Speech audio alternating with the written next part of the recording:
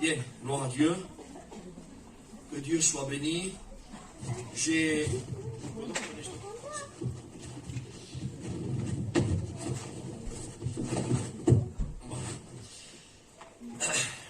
combattu à cette heure.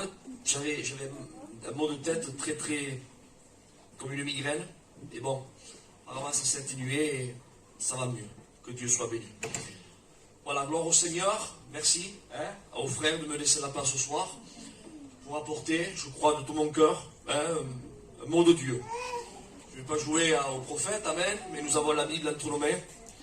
Et la Bible, amen, c'est la parole de Dieu. Amen. Et bien, quand on ouvre la parole de Dieu, on ouvre la bouche de Dieu, et Dieu parle. Amen. Alors, sans plus tarder, je voudrais lire un passage, amen, dans la parole de Dieu, et après cela, on va écouter ce que Dieu veut nous dire. Écoutez, qu'est-ce qui est écrit dans le premier livre de la Bible, c'est le livre de la Genèse. Le livre de la Genèse amène au chapitre 1er et au verset 1er. Il est écrit ceci, écoutez, Genèse 1:1, il dit, au commencement, Dieu créa les cieux et la terre. Au commencement, Dieu créa les cieux et la terre. Cacaille a prié avec son cœur. Je voudrais qu'on reprie le Seigneur. Amen. Je vais demander à notre ancien qui prie Dieu, Paca, que Dieu soit loué. Seigneur, merci pour ta présence. Merci parce que tu es au milieu de nous, Seigneur. Merci pour ces chants, mais le plus important, c'est ta parole. Ta parole est bénie, mais ton serviteur a besoin de toi. Tu le saisis par l'Esprit, et nous sommes à l'écoute de ta parole, et disons Amen à ta parole, au nom de Jésus-Christ. Amen. Gloire au Seigneur. Au commencement, Dieu créa les cieux et la terre.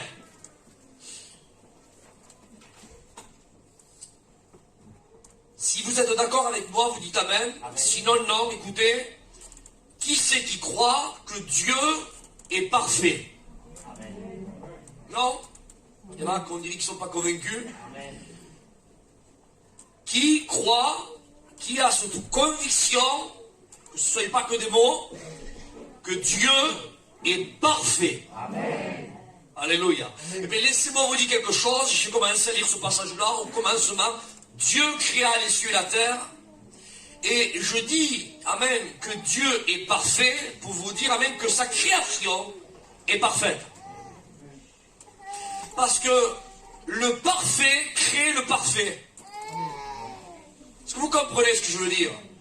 Je commence comme ça parce que je voudrais vous attirer, vous mettre, amen, devant une très grande évidence. Je ne suis pas ici pour vous faire peur, mais pour vous dire, amen, la gravité que tu cours si tu ne pars pas à l'enlèvement de l'Église. Je vais te montrer, amen, la conséquence, l'addition qu'il y a payé. C'est cher, très très cher. C'est lourd. C'est l'éternité. Loin de Dieu. C'est le seul endroit où Dieu n'y est pas. L'enfer. C'est quelque chose de terrible. Le lieu de tourment. Et je voudrais, amen, te parler ce soir et te dire, amen, il ne faut surtout pas que tu manques l'enlèvement de l'Église. Amen. Amen. Que Dieu soit loué. À lui soit la gloire. Vous savez, on peut rater un train, on peut rater un avion, on peut rater des rendez-vous. C'est pas grave. Il y aura un autre avion, il y aura un autre train, il y aura un autre rendez-vous. Ça m'est arrivé, ça vous est arrivé. Ce matin, je devais être à Toulouse. Je devais amener la porte de la caravane. Et j'ai pris rendez-vous mardi dernier. Et j'ai pas pu la démonter. Enfin bref, j'ai dit, je viendrai mardi prochain. Et ce matin, j'ai pas pu non plus. Alors j'ai repris encore un autre rendez-vous. Et je dois aller jeudi matin. Ça pour dire que si je ne suis pas sur rendez-vous-là, on peut prendre notre rendez-vous. Est-ce que vous comprenez? Mais l'enlèvement de l'Église, tu ne pourras pas dire, Seigneur, j'ai raté le coche une fois, et bien au prochain coup, là, je me préparerai. Tu ne pourras pas le dire. C'est pour cela qu'il dit, prenez garde que ce jour, amen, ne vous surprenne. Alléluia. C'est pour cela que le livre d'Amos dira, prépare-toi. Amen, prépare-toi. Le texte littéral dit, sois prêt. Amen. Être prêt à l'enlèvement de l'église. Isaac, pourquoi? Mais pourquoi? Mais premièrement, amen, pour être avec notre bien-aimé. Est-ce que vous comprenez ça? Ça, il faut le souligner. Isaac, moi, je veux aller au ciel, non pas parce que c'est le ciel, mais je veux aller au ciel parce que dans le ciel, il y a mon bien-aimé, le Christ. Est-ce que vous comprenez ça? Et un homme de Dieu disait, Seigneur, ce n'est pas le ciel que je veux, moi, c'est toi que je veux. Et dans sa prière, il disait, Seigneur, si toi, tu n'y es pas dans le ciel, si Christ n'est pas dans le ciel, il disait, le ciel ne m'intéresse pas. Parce que le ciel sans Christ n'est plus le ciel. Est-ce que vous comprenez? Alléluia. Ce qui fait la félicité, la joie, le bonheur, amen, la magnificence, la gloire, amen, dans le bonheur éternel, c'est parce que Christ, notre vaillant héros, Dieu, amen, est, alléluia, dans le ciel, et il a dit, je veux que là où je suis, amen, vous y soyez. Amen. Donc on va près de Jésus. Il est allé nous préparer une place. Il ne faut surtout pas, de verdad, surtout pas que tu manques. Amen. Que tu manques, amen, à l'enlèvement de l'église. L'addition est trop cher payée. Trop cher payée. Je vous dis, amen, que Dieu est parfait. Et le parfait crée le parfait. L'imparfait, ça c'est l'homme. L'homme est imparfait et malgré, je le crois de tout mon cœur, là vous êtes en train, bientôt vous allez avoir un nouveau local, hein, et sûr et certain que les frères, avec le corps de métier, ben, ils vont s'appliquer à faire les choses correctement et comme ça doit être fait.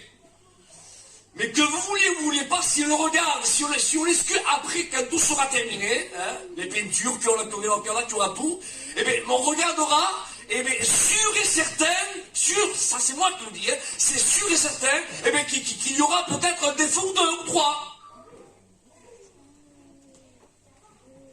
Pourquoi tu dis ça? Parce que l'imparfait ne peut pas créer le parfait. Par contre, Dieu est parfait. Et tout ce que Dieu crée est parfait. Et quand quelque chose est parfait, il n'y a plus rien à rajouter. Et ça c'est important. Je commence comme ça parce que je voudrais vous attirer dans un point très très important. Pour vous prouver la gravité que c'est pour celui et celle qui ira en enfer. Je voudrais vous montrer la conséquence comme c'est cher payé. Le parfait crée le parfait. Il est écrit dans la parole de Dieu, amen, David disait, amen, je vous donne des textes, amen, à l'appui, qui confirment ce que je dis. David disait, il dit, quand je contemple les cieux, Dieu créa les cieux et la terre. Quand je contemple les cieux, il dit, la lune, les étoiles, le soleil, ouvrage de tes mains. Amen, ouvrage de tes mains. Donc Dieu a créé le ciel. Le ciel, le cosmos, c'est la perfection. Tout est parfait. Vous n'avez qu'à voir seulement le système solaire. Notre planète est à la bonne distance, ni trop loin, ni trop près. Si elle serait un peu plus éloignée que ce qu'elle est, il ferait peut-être ici, ça serait plus puissant qu'un congélateur. Il ferait peut-être moins 1000 degrés. Si elle se rapprocherait de quelques centaines de mètres, ou je sais pas, un peu plus de ce qu'elle est, eh bien, on serait tous carbonisés. Il ferait peut-être plus 3000 degrés. Non, il est à la bonne distance, ni trop loin, ni trop près. Parce que Dieu, amen, étant parfait, il crée le parfait. Amen. David va continuer dans les psaumes. Il dira, je te loue. Et là, c'est pas de l'orgueil. Parce qu'il y a des personnes qui se regardent dans le miroir et disent, non, je suis mal quand même, je suis beau, ou je suis belle. Mais David, quand il va écrire ce psaume, il ne parle pas de sa beauté, de son physique. Il va dire, je te loue. Il dit de ce que je suis moi, le corps humain, il ne parle pas du corps humain. Il dit une création, il dit si merveilleuse.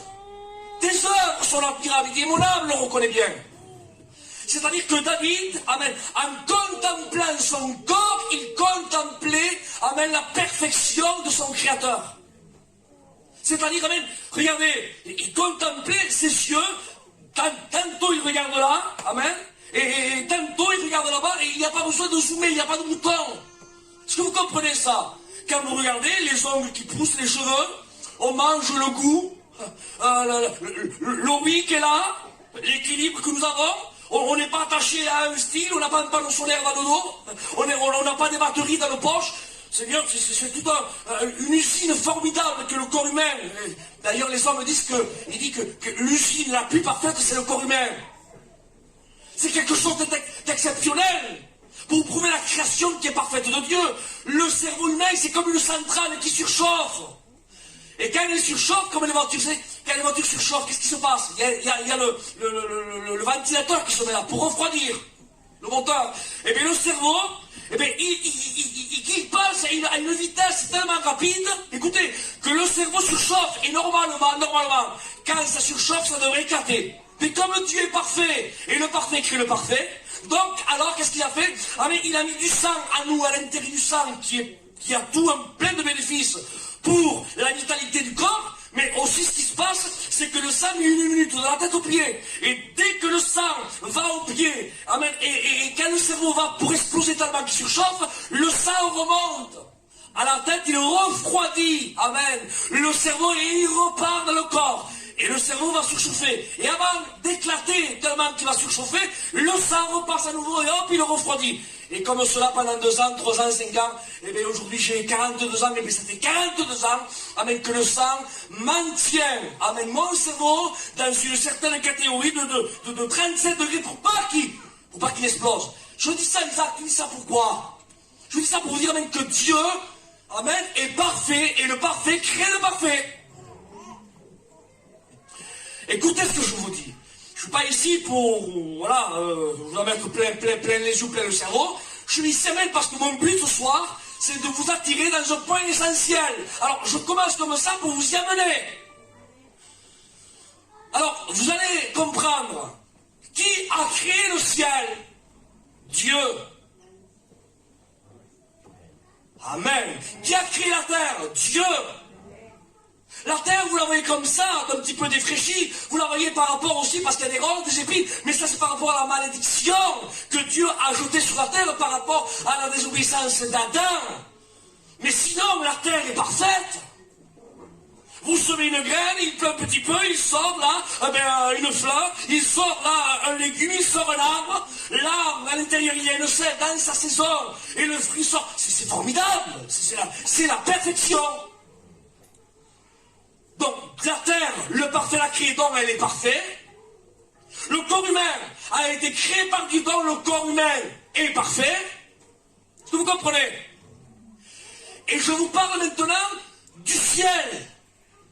Le ciel, la demeure que Jésus nous a préparée, amen, c'est la perfection dans la félicité, dans le bonheur pour l'éternité. Parce que Jésus a dit, je m'en vais, Jean 14, moi, je m'en vais vous préparer une place. Donc le parfait a préparé une demeure parfaite.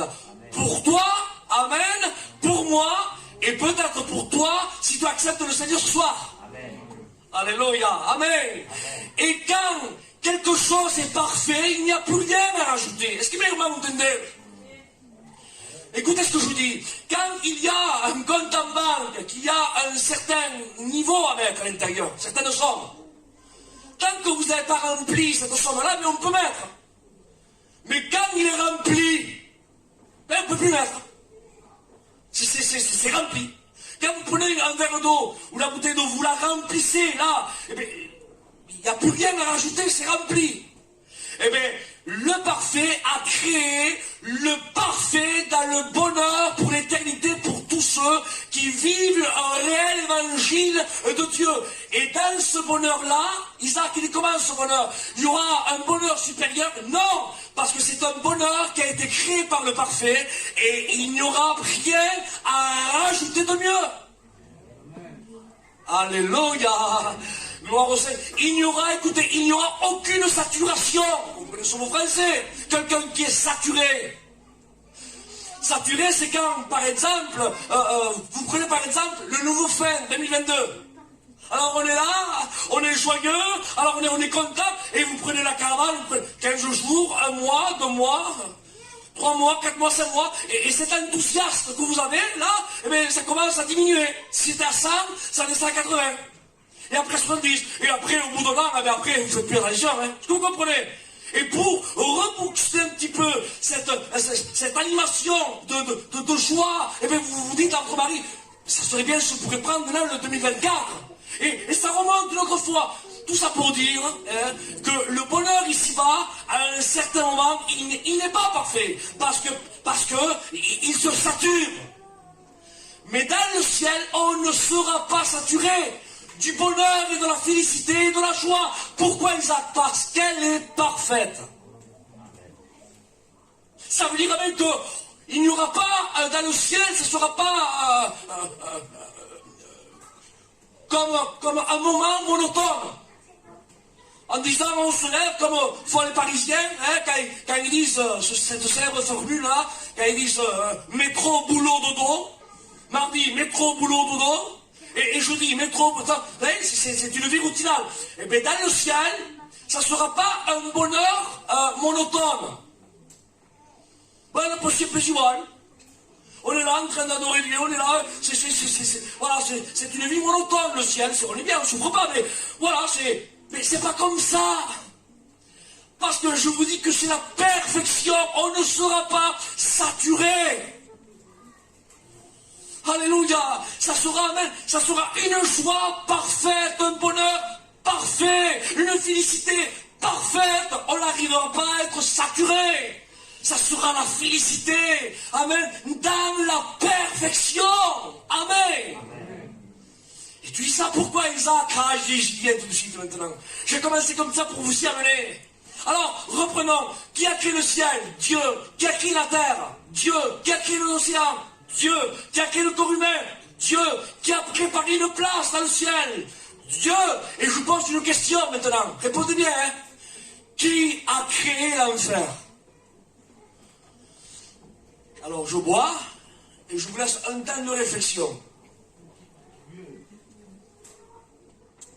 Oui mon frère. L'enfer a été créé par Dieu. Je vous donne le texte à l'appui. Matthieu 25, 41. Jésus parle. Et il dit, écoutez ce qu'il dit, il dit, le feu éternel, c'est-à-dire l'enfer. Il dit, Matthieu 25, 41, il dit, c'est aller dans le feu, amen, et dans l'endroit qui a été préparé pour le diable et ses démons. Donc qui a créé, qui a préparé, qui a créé l'enfer?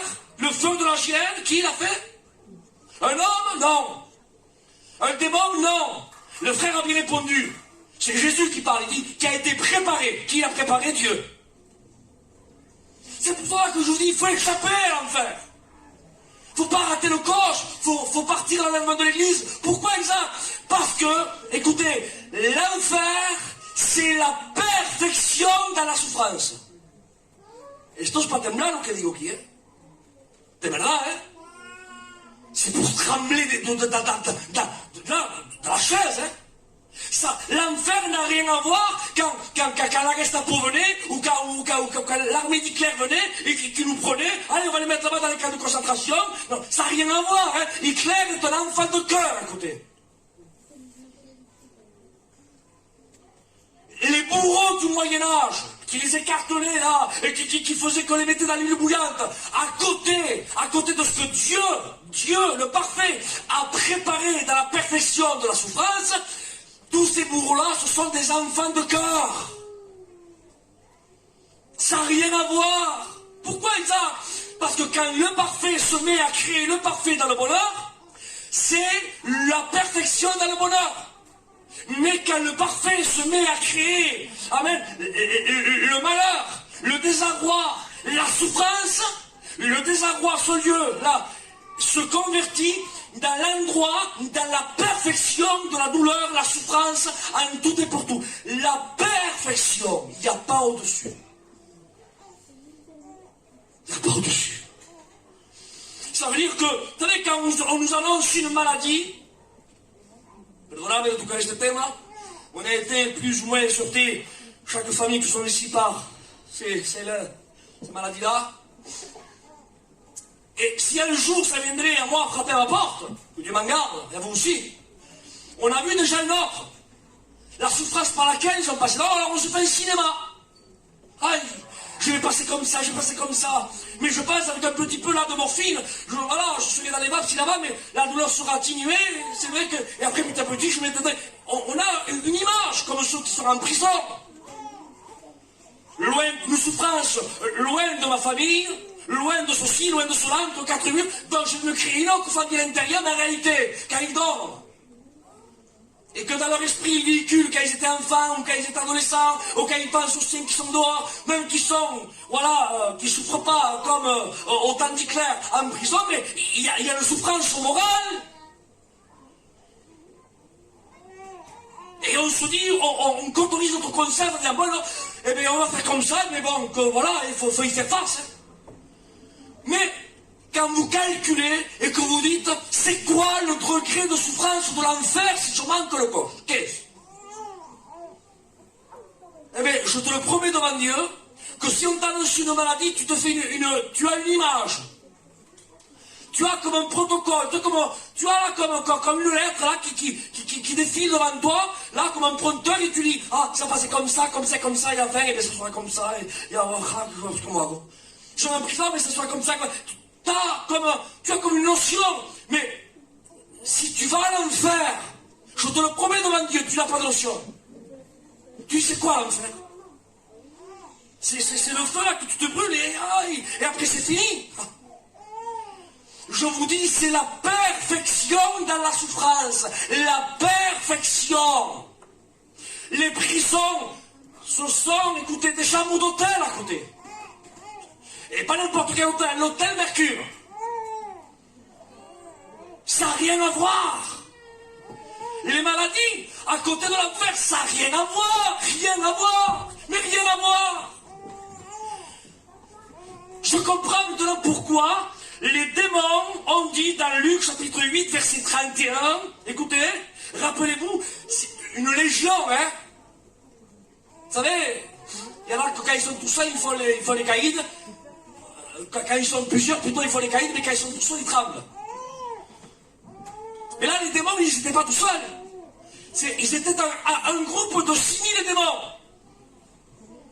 Donc 6000, je sais pas, mais ça fait du monde, hein. Non, t'es tout seul. T'as l'avantage. Mais t'es 6000. Donc je sais pas, mais t'es bien, non? Eh bien, les 6000 démons, la légion, là, les 6000 démons ont parlé à Jésus. Les 6000, hein? Et ils l'ont supplié, écoutez, ils l'ont supplié en lui disant, nous t'en supplions, ne nous envoie pas dans l'abîme. Les démons, la légion de 6000 démons avaient peur. Seigneur mio. Si nous on voit un démon à 3h du matin, là, qui est tout seul, de verdad, à part nous, que nous sommes serviteurs de Dieu, et même en étant serviteur de Dieu, franchement, moi j'ai fait une expérience, de verdad, voilà. J'étais en Afrique il y a 7-8 ans de ça, un peu plus, peut-être pour 10 ans, j'ai fait un voyage missionnaire au Bénin, et moi là-bas, personne ne me connaît. Et en passant là-bas, comme ça, je passe, et tout, bon, on était là-bas pour l'évangélisation, hein, pour le Seigneur. Et en passant comme ça, il y a une femme possédée qui s'est tirée sur jette par terre. Et là-bas, le Bénin, la langue du pays, c'est le fond. On appelle ça le fond. Et cette femme-là, elle s'est tirée par terre, et moi, j'ai passé à 8-9 mètres, à peu près, 7 mètres, à peu près. Et le démon m'a parlé à travers cette femme-là. Et elle m'a parlé en français, et elle m'a dit, Isaac! Vous savez de le dire et d'y passer sont deux choses différentes. Hein? On le lit dans la Bible qu'il a dit ça à Paul, mais quand vous y passez, vous, écoutez, on est des voyageurs, hein? Si ça m'arrive, moi, à Toulouse, si ça m'arrive à Paris, bon, il me dit, bueno, il m'appelait pas mon nom, mais sûrement, je sais pas, moi, s'il faut aller regarder sur un truc ou autre, hein, s'il faut, je me fais une idée. Est-ce que vous comprenez? Mais là, en Afrique, 6000 km, notre continent, la langue du pays, c'est le fond. Qui me connaît, moi, là-bas? Qui me connaît? Et cette femme-là, j'ai même pas parlé avec elle, elle s'est tirée, elle se jette par terre, elle faisait le serpent, et tout à coup, elle ouvre la bouche et elle me dit, Isaac! Je vous dis la verdad, le sang, il a cessé de tourner. No sé mi nombre, es verdad. Que si, de verdad, para acá, Dios lo sabe. Mais, vous savez, c'est une peur qu'on ne peut pas imaginer. Vous savez, il y a plusieurs degrés de peur. Je parle de souffrance, mais je parle aussi de la peur. La peur aussi à plusieurs degrés. On peut avoir peur d'un chien. On ne peut pas avoir peur de l'homme. Mais on peut avoir peur de deux. Vous comprenez? Moi j'ai peur du chien et de l'homme. De tout.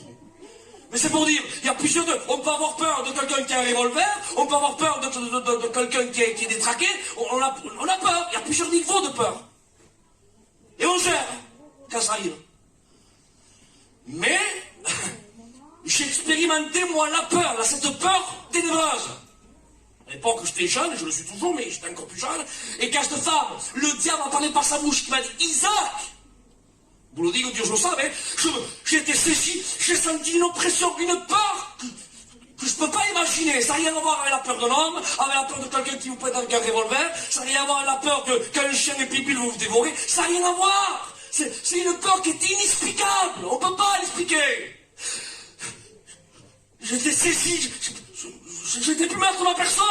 Et tout à coup, elle a continué à parler, elle m'a dit, Isaac, ne t'approche pas de moi. Et là, le Saint-Esprit, amen, qui témoigne à notre esprit comme quoi nous sommes enfants de Dieu, qui t'amène s'il vous plaît, amen, m'a témoigné, tu vois, il a peur, non pas de toi, mais de celui qui est en toi. C'est pour ça qu'il dit ne t'approche pas d'elle. Et là, le Saint-Esprit m'a animé, la peur a été bannie, et heureusement, que Dieu soit loué. Je suis allé vers elle, amen, et on a commencé à la chasser au nom de Jésus. Et elle me explique que je dois les démons sortir, enfin bref, c'est quelque chose de terrible. Mais tout ça pour dire, bien-aimé de Dieu, tout ça pour dire que les démons qui font trembler les hommes, qui sont pas avec Dieu, eh bien ces démons-là ont peur d'aller dans la Bible. Comment on pourrait le seul? Un démon et en plus, tout seul? Non, non. On est une bande, on est 6000 collègues. Ça explique 6000, hein? 10, 20, 30, 40, 50, 300, 200, pour affronter les problèmes. 800, 1000, 3000, 6000. Pas grave, tu les payes aussi. Qu'est-ce qu'il y a? Il y a 6000 avec moi. J'ai compris. Eh bien, les 6000 démons ont supplié Jésus. Les 6000, hein, ne nous envoie pas à l'abîme. Mais quel endroit ça doit être pour que les démons tremblent? C'est un endroit terrible. Parce que les démons, écoutez, c'est pour ça que l'épître de Jacques dira, crois-tu en Dieu? Il dit, vous faites bien. Jacques 2, 19. Il dit, les démons croient, il dit, et ils tremblent. Oh, alléluia. Dieu fait trembler les démons. Ils croient et ils tremblent. Et pourquoi vous tremblez? Démons, pourquoi vous tremblez? S'il pourrait nous parler, donne déjà mon imagination, permettez-moi que je les fasse parler ce soir. Pourquoi vous tremblez, démons? Pourquoi vous tremblez? Vous y croyez, vous tremblez, pourquoi? Eh bien, il nous répondrait, c'est facile. Parce que, premièrement, Dieu a créé l'endroit dans la souffrance et dans la perfection.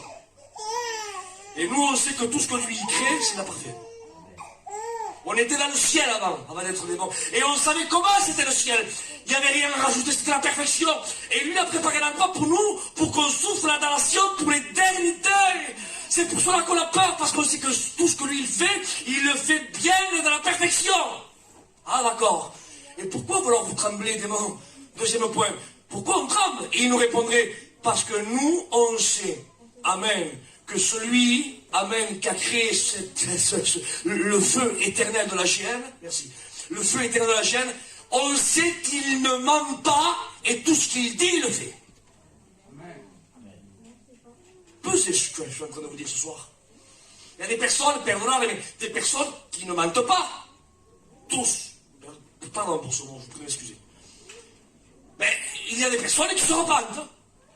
Moi, je connais, moi-même, je l'ai fait. T'as menti, Isaac?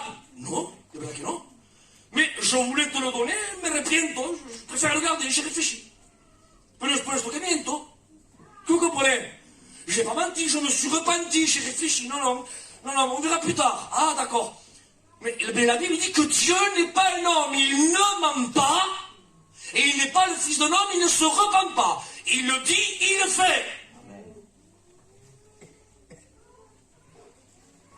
Et le texte dit ce que sa bouche dit, son bras puissant l'accomplit.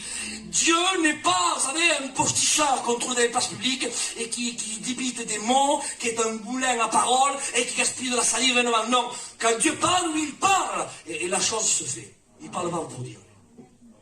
Et il dit, ceci, c'est préparé pour cela. Cela, ça pour ci, ça pour ci. Et croyez-moi, c'est pas du pipeau, c'est pas du vent. S'il le dit, c'est vrai. C'est pour ça que les démons disent, il dit, les démons croient et ils tremblent. Et vous savez que veut dire le mot trembler dans le grec?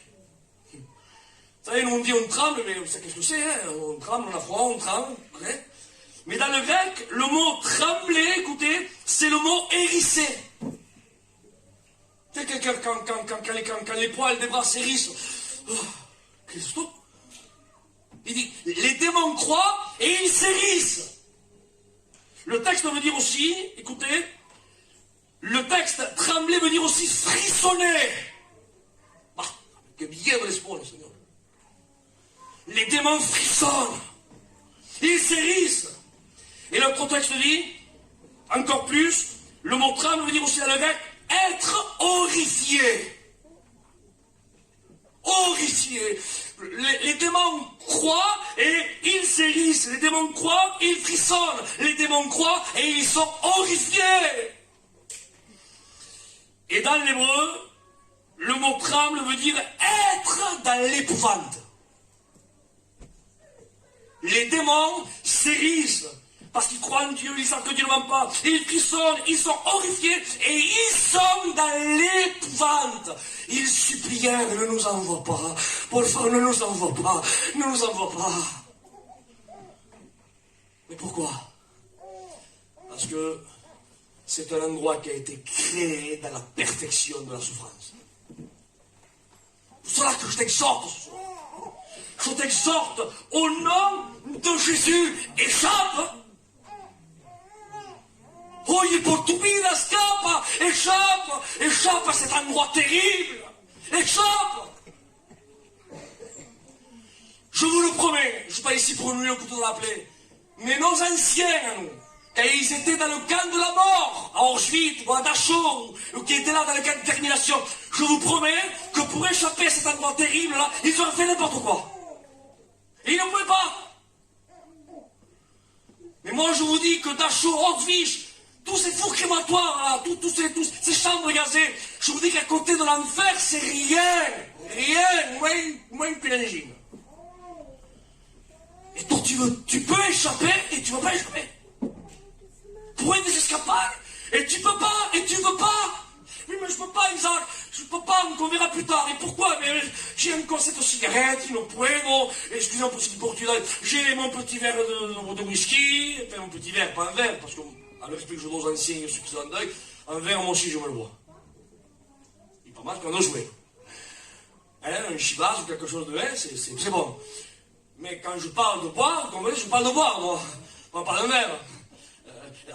Pourquoi tu veux pas échapper? Parce que j'ai ceci ou j'ai cela. Ou alors pour un manque de pardon. Ou alors pour un mensonge répétitif. Et pour cela, à cause de ça, tu vas aller à l'enfer. Et par contre, si tu mets bien avec Dieu, tu vas pas, tu peux échapper. Et à cause de ça, mais tu te rends pas compte. Des verdad, t'es aveuglé. Tu te rends pas compte ce que tu es en train de te jouer. Et en plus de ça, et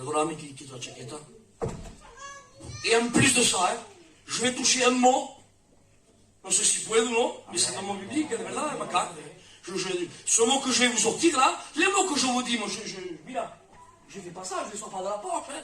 Je les sors de la Bible, est-ce que vous comprenez? C'est tiré de la Bible, hein. Ah, dites-vous, est-ce que Isaac? Non, moi je vous dis ce que le texte dit. Moi je suis un manque que la voix, est-ce que vous comprenez? Mais c'est lui la parole. Vous savez qu'est-ce que veut dire le mot joug, c'est-à-dire ceux qui sont sous le joug du diable? Qu'est-ce que c'est un joug? Non, estamos en campagne aquí, comprenez-nous. Hein, c'est qu'il y a des bœufs, et sur les bœufs, il y a, vous savez, cette pièce en bois qui va se jointer, se jumeler plutôt, hein, avec un autre bœuf, et cela va, comme ça, ils pourront marcher au même pas. On appelle ça un joug. Et j'ai voulu regarder, quand voulait dire le mot joug? Parce que nous, c'est vrai, un joug, on sait qu'est-ce que c'est. Mais vous savez qu'est-ce que ça veut dire, un joug? Écoutez, hein, no cogieron normal, de verdad. C'est un texte de la parole, de verdad. C'est la Bible qui parle. Je suis allé seulement dans le texte original et c'est sorti ce mot. J'étais choqué, de verdad. Ça m'a choqué. Tous ceux qui ne sont pas libérés par la vérité de la parole et qui ne sont pas été affranchis par le Fils de l'homme, c'est-à-dire Jésus, et qui n'ont pas été lavés par le sang de l'agneau, qui ne font pas partie du corps du Christ, ils sont, écoutez, sous le joug de ténèbres.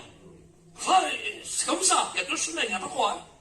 Le catholicisme a inventé un troisième, le purgatoire et muchas choses. Mais non, la Bible dit deux chemins, étroit ou large, la vie ou la mort, Jésus ou le diable, la liberté ou le joug. Et le mot joug, alors certains disent oui, mais je ne suis pas avec Jésus, mais voilà, j'ai le joug du tabac, j'ai le joug de l'alcool, j'ai le joug de... C'est comme chemin je fais. Écoute ce que veut dire le mot joug. De verdad, je vous prie de m'excuser, de verdad, Dieu le sait, hein. Pardonnez-moi, hein. Je vous dis ce que la Bible dit, parce que c'est le texte littéral, ça. Hein. Le mot joug veut dire bouffon. Qu'est-ce que ça veut dire un bouffon? Vous savez, aujourd'hui, les jeunes, ils n'aiment pas ce mot. Un bouffon. Alors, on le prend au deuxième degré. Il dit c'est un langage moderne. Mais vous savez qu'est-ce que c'est? Le mot bouffon, le réel mot bouffon.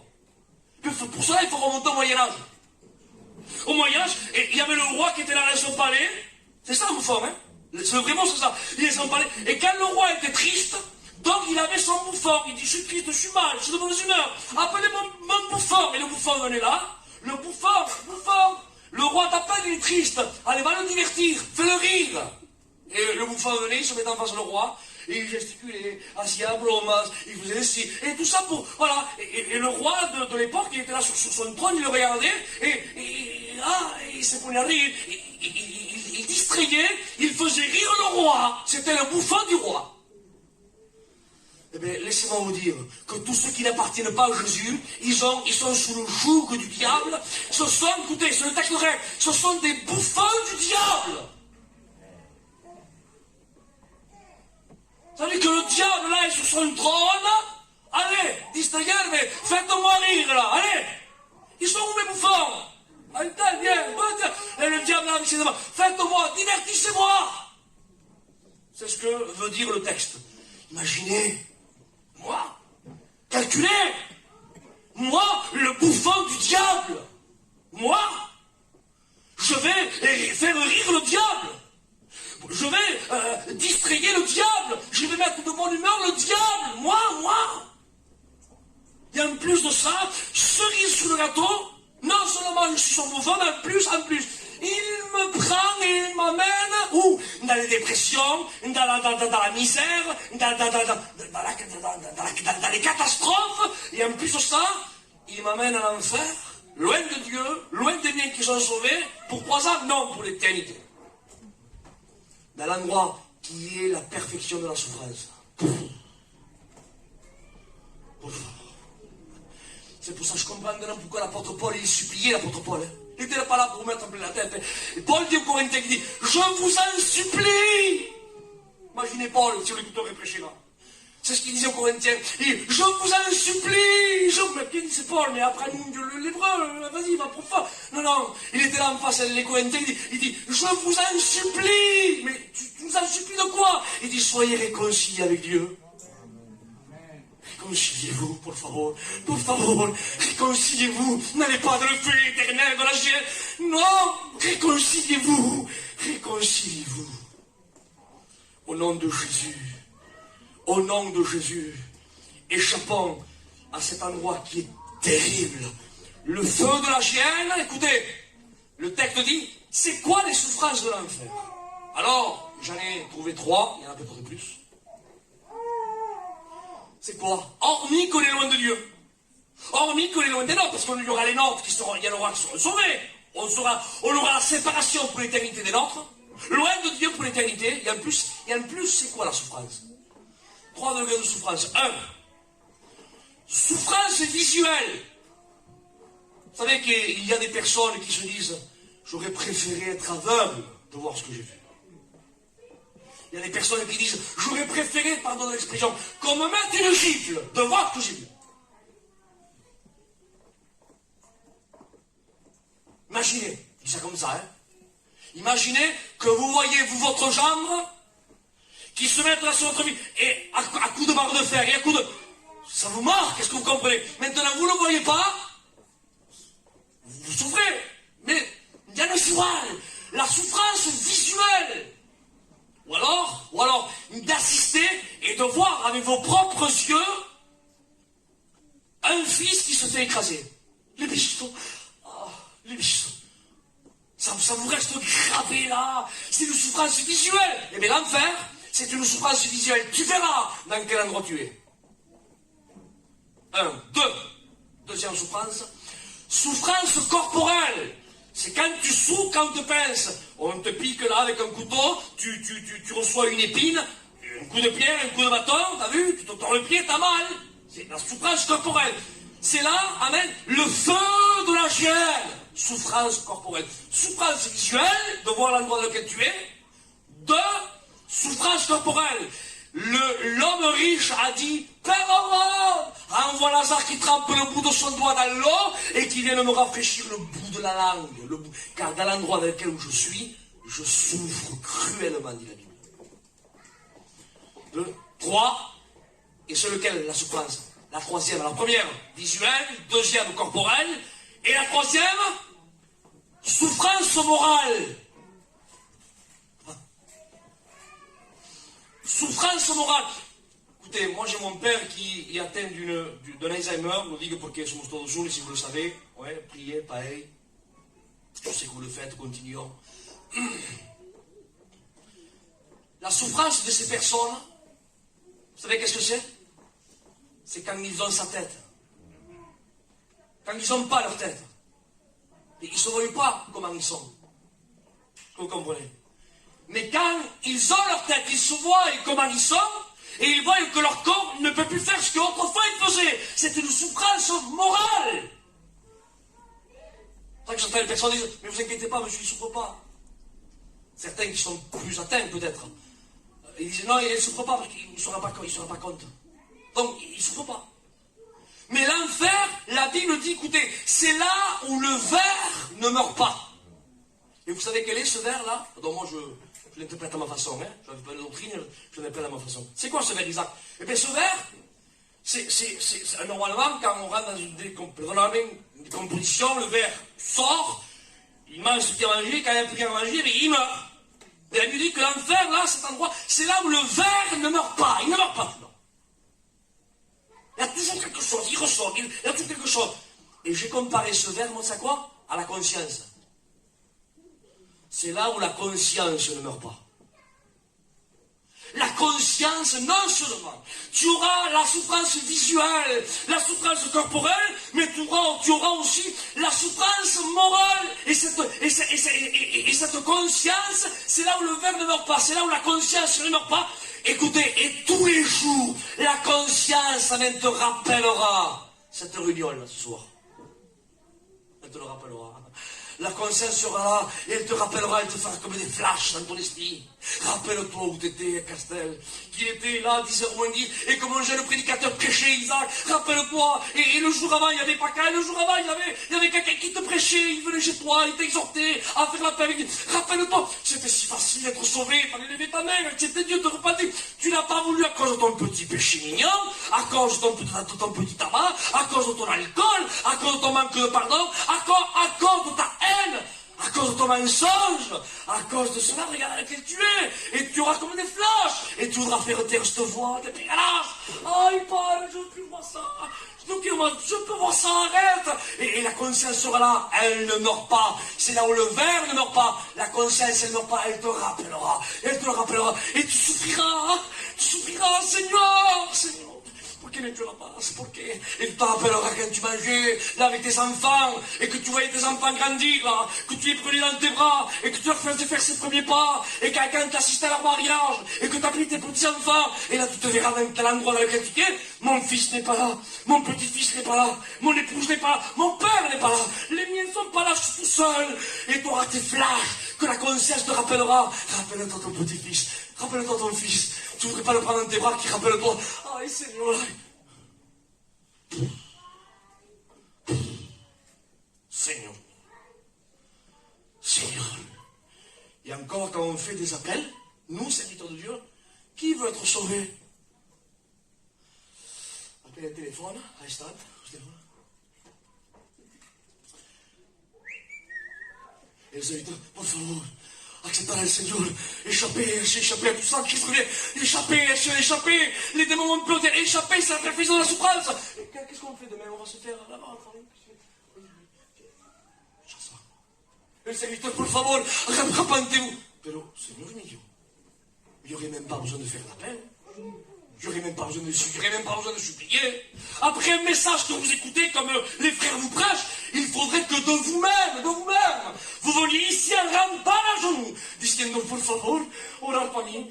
Priez pour moi, pour que ce chien tombe, pour que les liens tombent à terre. Priez pour moi, je vais aller au ciel, por favor, priez pour moi, les serviteurs. Ne me laissez pas tomber dans la prière. Que faut-il que je fasse pour être sauvé? Que quelqu'un, je me mets à plat ventre, sur un pied, qu'est dites-moi-le. C'est comme ça que vous devriez avec certaines réfléchir. Non? Et je passe l'exemple, c'est comme quelqu'un qui a pris perpète. Et que là, tout à coup, il sait qu'il ne peut plus sortir, il le savait. Il faut qu'il finisse ses jours là-bas. Et tout à coup, il y a des personnes qui viennent, des juges, enfin bref, je ne sais pas comment appeler ça, et ils disent là, d'un côté de la grille, ils disent, mais sors! Qu'est-ce que tu fais là? Tu te souffres, sors! Allez, por favor, allez, sors, allez! Allez, sors! Et après demain, allez, sors quand même, t'as perpète là! Allez, por favor, allez, por favor, s'il te plaît! Après le chapitre ne laissera plus te libérer! Allez, il reste un peu de temps! Allez, sors! Et l'autre à l'intérieur, là, le téléphone. Vous croyez qu'il ferait ça, lui? Ah, non. Il n'y aurait pas besoin de faire 50 appels, déjà quand ils voient un de leurs, c'est un acquis, alors, les voir, ils sont gentils pourtant, hein. Imaginez s'ils leur disent, le juge m'a dit, si tu veux sortir, j'ai la clé, tu veux? Mais la clé, mais comment il partirait de la cellule, hein? À un tel point qu'on lui dirait, t'as oublié ton sac et ton cellulaire là-bas, décalons la semaine, il va y chacun se pourrait se repienter, là, c'est ça, hein. Est-ce que vous comprenez? Mais ceci, à côté de l'enfer encore, c'est rien. Au nom de Jésus. Au nom de Jésus. Encore un peu de temps et celui qui doit venir viendra. Arrête-toi. Repens-toi. Viens Christ. Le Maître est ici. Et il te demande. Amen. Amen. J'avais noté quelque chose, je dis ça, je prie Dieu, excuse-moi si je suis trop long, mais tant pis, de là, mais c'est un animal, je l'ai marqué ici, vous voyez, j'ai marqué ici, voyez-vous, quand Marie était au pied de Jésus, écoutez qu'est-ce qu'elle a fait cette femme-là, elle était au pied, et tout à coup, sa soeur, Marthe, il dit, regarde, Seigneur, ça te fait rien qu'elle m'aide pas, mais là, et Jésus répond à Marthe, il dit, Marthe, t'agites et tu t'inquiètes pour beaucoup de choses. Luc 10, 39, et Jésus dit, il dit, Marie a choisi la bonne part qui ne lui sera jamais ôtée. Et le mot choisi, vous savez ce que ça veut dire? Ça veut dire choisir pour soi-même, dans le texte, parce qu'on peut choisir pour notre fils. Quel est le chico? Prédis ça, parce que tu veux. Tu choisis pour lui. Mais là, quand Jésus dit, Marie a choisi, elle n'a pas choisi pour Marthe, elle a choisi pour elle. Et qu'est-ce qu'elle a choisi, Marie? Elle a choisi, amen, d'être au pied de Jésus. Et le texte dit, il est nécessaire, et Marie a choisi la bonne part. Et le mot nécessaire, c'est ce que ça veut dire, le mot nécessaire? Et bien, j'étais imprégné par ce texte. Le mot nécessaire veut dire Dieu aide pour contrôler le destin des hommes. Vous l'expliquez comme il faut, moi. Marie a choisi pour elle-même de quoi? De remettre son destin entre les mains de Dieu. Et c'est une part qui ne sera jamais ôtée. Parce que quand on choisit de remettre notre destin entre les mains de Dieu, Dieu a fait un bon usage de ton destin. Il a fait un bon investissement à un tel point qu'il a dit à la Samaritaine, et l'eau que je lui donnerai, si elle me remet son destin, j'ira jusque dans la vie éternelle. Amen. Que vas-tu faire dans ton destin? Fais comme Marie. Choisis pour toi de remettre ton destin entre les mains de Dieu. Amen. Fermons nos yeux. Prions le Seigneur. Notre Père et notre Dieu, nous t'adorons ce soir. Pour, non pas ta belle, mais ta bonne parole, Seigneur. Parce qu'elle est bonne, ta parole. Seigneur, ton désir, c'est que tout homme soit sauvé. Tu veux sauver, Seigneur. Tu n'es pas ici pour juger, ni pointer du doigt. Tu es venu, tu l'as dit dans ta parole, dans Jean 3, 17. En effet, Dieu n'a pas envoyé son Fils dans le monde pour juger le monde. Tu aurais pu le faire, tu aurais voulu, Seigneur. Mais tu as dit pour que le monde soit sauvé par lui. Tu veux sauver, Seigneur. Tu veux faire aucun procès ce soir, tu veux sauver. Mais ce que tu veux, Seigneur, tu veux que les hommes se repentent, qu'ils reconnaissent leur état. C'est ça, Seigneur, que tu veux. Que les hommes ne viennent pas avec la poitrine bombée, remplie d'orgueil, en disant que Dieu a besoin de nous. Non, non. Non, il faut qu'ils reconnaissent que c'est eux qui ont besoin de toi. Et qu'ils viennent, Seigneur, avec un cœur contrit, repentant, humilié, te demandant pardon. Ils ne méritent pas la croix, ni eux ni moi. On ne mérite pas, Jésus. On a été sauvés par la grâce. La grâce, c'est un cadeau immérité. Seigneur, au nom de Jésus, ton Fils, je sais que tu reviens bientôt, Seigneur. Que le Saint-Esprit convainque ce soir, maintenant. Et Seigneur, je ne fais pas d'appel. Tu l'as fait à travers l'écoute de ta parole, Seigneur. Et peut-être, Seigneur, sans appel, à travers que moi je vais faire, mais à travers l'écoute de ta parole, il y a des hommes et des personnes peut-être qui t'ont accepté, là, dans leur cœur, dans leur chair, sans lever leur main, Seigneur. Je le crois de tout mon cœur. Mais s'ils n'ont pas fait, Seigneur, ce soir, après la réunion, quand ils seront chez eux, demain matin, quand ils iront travailler, quand ils seront tout seuls, je ne sais pas, Seigneur, comment dire, mais que le Saint-Esprit aille, au nom de Jésus, les réveille à 2h du matin, à 3h, à 4h, qui est sous-couche sur leur couche, sur leur lit, et qui leur dise cette voix douce, repens-toi, je viens bientôt, repens-toi, réconcilie-toi, je viens bientôt, au nom de Jésus. Tourmente-les, Seigneur, d'un tourmentage spirituel et bon pour ta gloire. Que ton nom soit loué. Amen. Que Dieu vous bénisse, mes frères et sœurs. Merci de m'avoir accordé ce laps de temps pour pouvoir m'exprimer. Et maintenant, merci aux serviteurs de Dieu. Que Dieu vous bénisse et prenez ce que vous avez écouté en considération.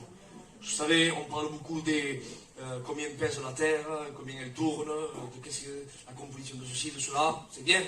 Et que vous comprenez. C'est intéressant de savoir que David a pris Saint-Pierre du Torrent, poli. C'est intéressant qu'il y a les 613 préceptes. Et voilà, je ne suis pas contre, j'aime m'instruire comme vous. C'est intéressant. Mais au nom de Jésus, à quoi ça de s'instruire si on va en faire? C'est pour cela, et je termine avec ça, c'est pour cela que les disciples, écoutez, c'est merveilleux, les disciples ont dit à Jésus, Jésus, il dit, quel c'est le plus grand dans le royaume des cieux? Et Jésus répond d'une façon qui n'a rien à voir. Normalement, Jésus aurait pu dire, tu me poses la question qui est le plus grand, mais là, je vous dis qui c'est le plus grand. Le plus grand, eh bien, c'est celui qui fait ça, ça, ça, ça, ça. Jésus, il tape à côté, lui. Il prend un petit enfant, il dit, si vous le devenez comme l'un d'eux, il dit pas, vous serez plus grand, on me le dit. Il dit, vous n'y entrerez pas. Ça veut dire quoi? Ça veut dire que les disciples étaient tracassés pour savoir le grade qu'ils avaient dans le ciel, et Jésus est en train de dire, pourquoi voulez-vous savoir le grade que vous avez dans le ciel? Je ne vous donne pas la solution du grade, je vous donne la solution comment rentrer, moi. Parce que quand ça sert de savoir le grade qu'on aura, je ne rentre pas. Alors Jésus dit comment rentrer. Est-ce que vous comprenez? Et moi je vous dis ce soir, amen, regardez la conséquence qu'il y a si vous n'entrez pas. Au nom de Jésus. Au nom de Jésus. Au nom de Jésus. Échappez. Rentrez dans cette ambassade qui est l'Église. Et partons ensemble au son de la trompette de Dieu. Que Dieu vous bénisse. Je laisse la pensée avec toi. Que Dieu vous bénisse.